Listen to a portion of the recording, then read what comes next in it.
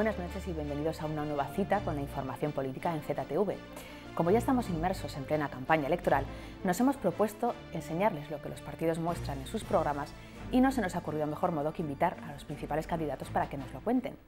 Empezamos con los candidatos de Izquierda Unida a la presidencia del Gobierno de Aragón y a la alcaldía de Zaragoza, a lo que irá precedido de un debate al que hemos invitado a distintas personalidades aragonesas. Así que, como digo, estamos en primer lugar con Adolfo Barrena, que es un contertulio habitual de esta casa. Buenas noches, bienvenido. Hola, buenas noches.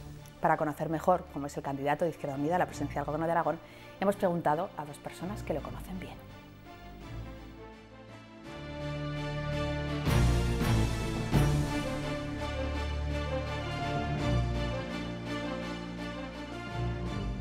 No cambia mucho de cómo es, pero sobre todo a mí lo que me ha sorprendido desde el tiempo que llevo trabajando con él es la capacidad de trabajo que tiene. Una persona muy generosa, una persona muy solidaria, una persona muy abierta, una persona muy cariñosa, una persona muy sincera y una persona emocionalmente muy grande.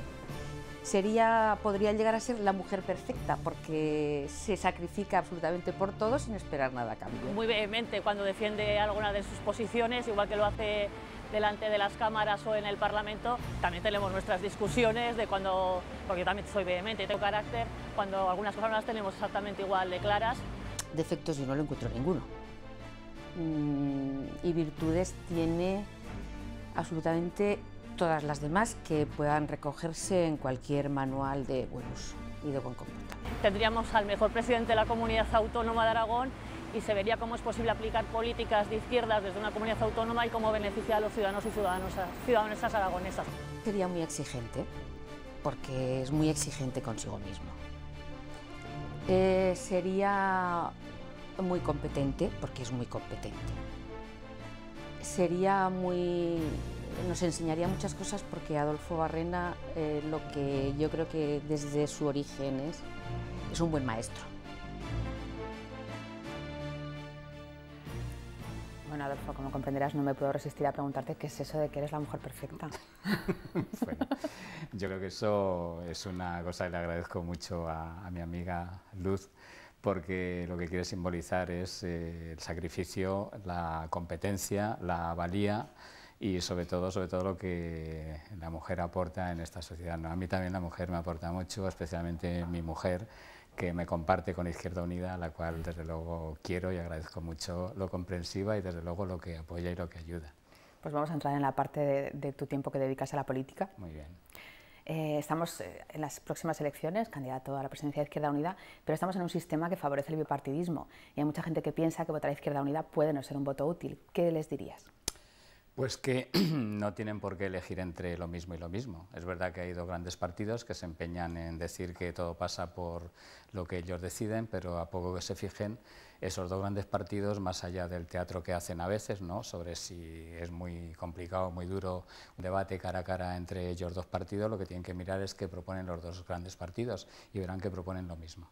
Rebaja de impuestos, recortar el gasto público, obedecer a los mercados y pedir que la crisis la sigan pagando los trabajadores y trabajadoras, ¿no? Por lo tanto, yo digo como Galeano, no tienen ninguna obligación en elegir entre lo mismo y lo mismo y por eso pueden elegir el voto útil de verdad, que es el de Izquierda Unida en estas ocasiones.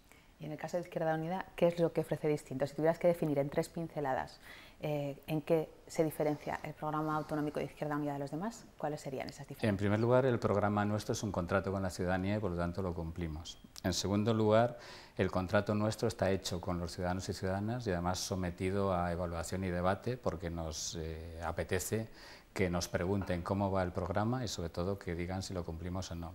Y en tercer lugar es un programa muy social que desde luego se apoya fundamentalmente en lo que en estos momentos es el verdadero problema que hay que resolver, que es la creación de empleo.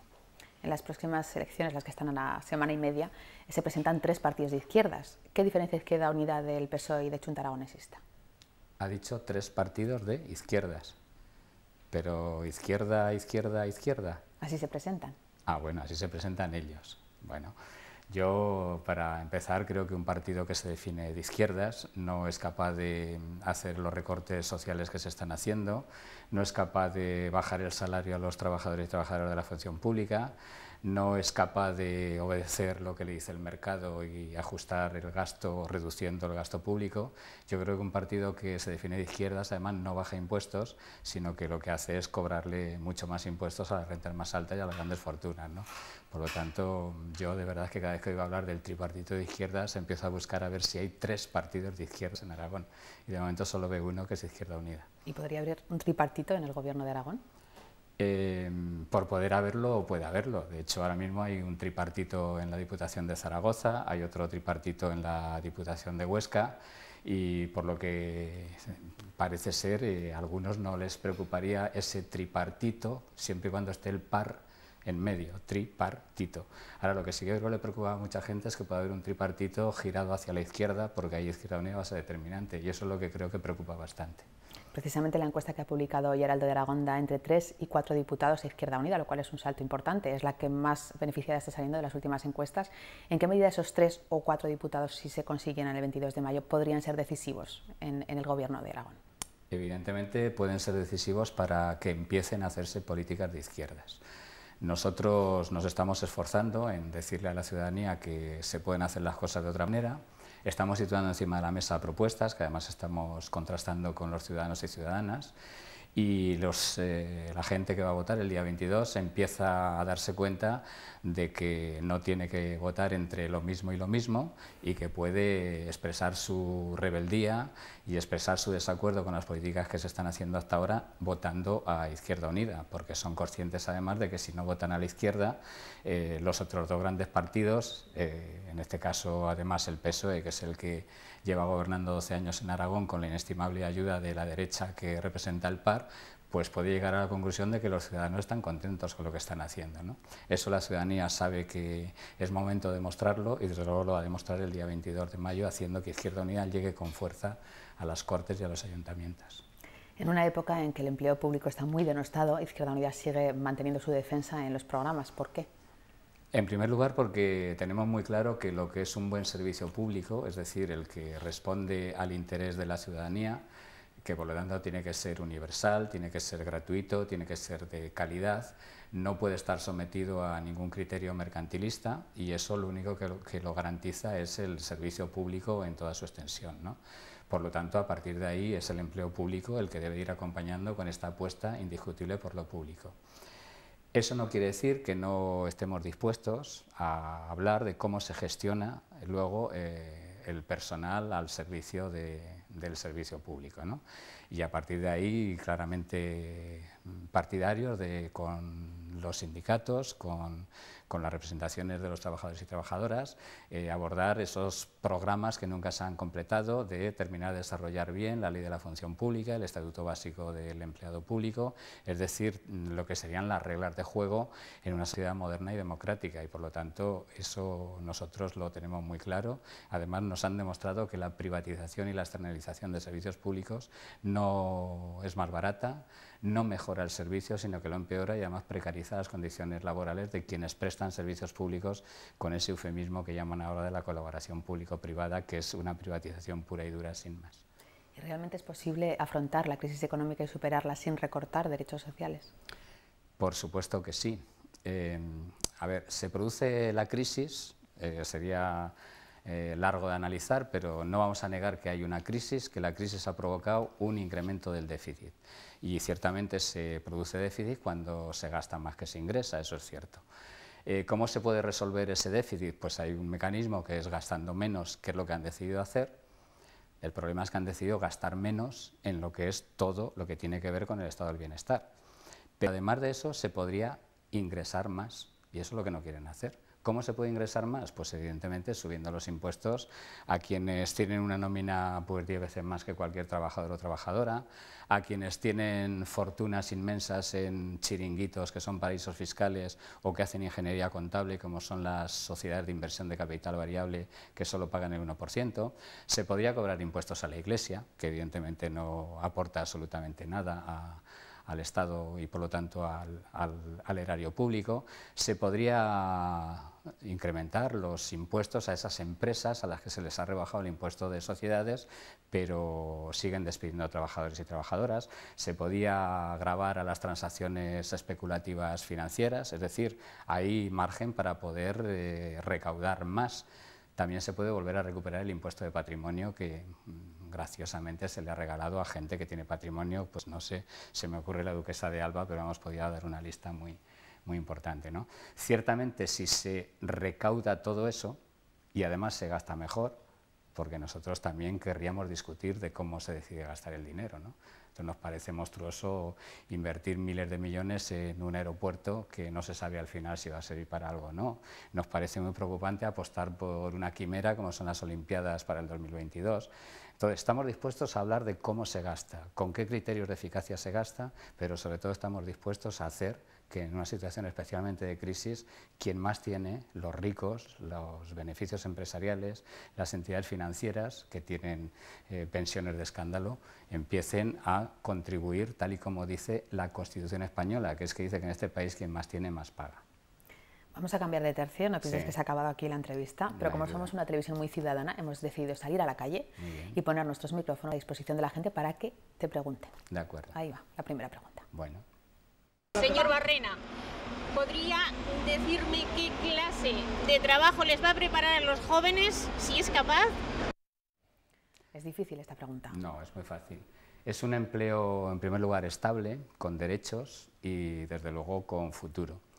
¿Cómo? Pues programas de inversión pública, que evidentemente se hace cuando se tienen recursos, y nosotros somos partidarios de recaudar más a los ricos para tener dinero para poder hacer hospitales, carreteras, cuidar las masas forestales, centros de salud, que luego ciertamente habrá que equipar y que luego habrá que dotar de profesores y profesoras.